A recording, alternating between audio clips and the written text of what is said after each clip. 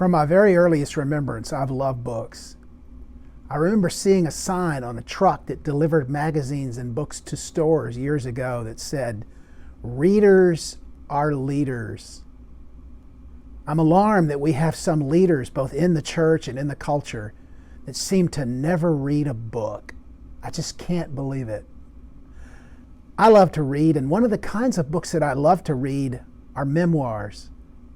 Memoirs, are those kinds of books that are not autobiographies, but they're stories. Stories of experience of those who perhaps have been writers or teachers or inventors or scientists, especially presidents and political and social leaders. Some ministers write memoirs, some theologians write them. I believe one of the best memoirs of the last few years was the New York Times best-selling book, Educated.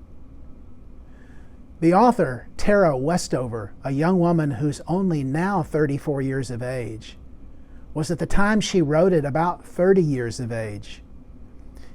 Tara grew up as one of many children in a large family on a hillside, mountainside in Idaho, a sectarian cult-like Mormon family with a domineering, controlling father, a patriarchal family system where mothers submitted in every way.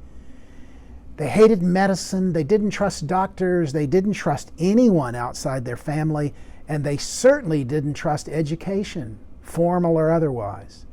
The children learned to read, they had a few basic skills, but if they had much by way of education, they had to get it on their own.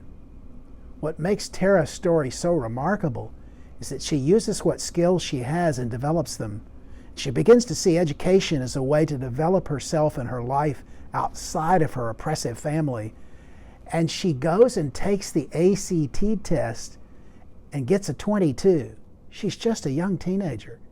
She takes it again, I think at age 17 as I remember, and she gets a 29, which leads her to try to enter Brigham Young University in Utah. She's admitted she struggles socially, emotionally, academically. She's never heard of the civil rights movement. She's never heard of the Holocaust. She can't relate to the culture of the students or the classes, but she applies herself and tries and struggles and gets a degree. And then she's invited to come to Cambridge. And to her surprise, she works on an MPhil at Trinity College, Cambridge, and gets the degree. She's invited to come back to America and do a fellowship at Harvard, and then invited to pursue a doctorate at Cambridge. So she goes back to England.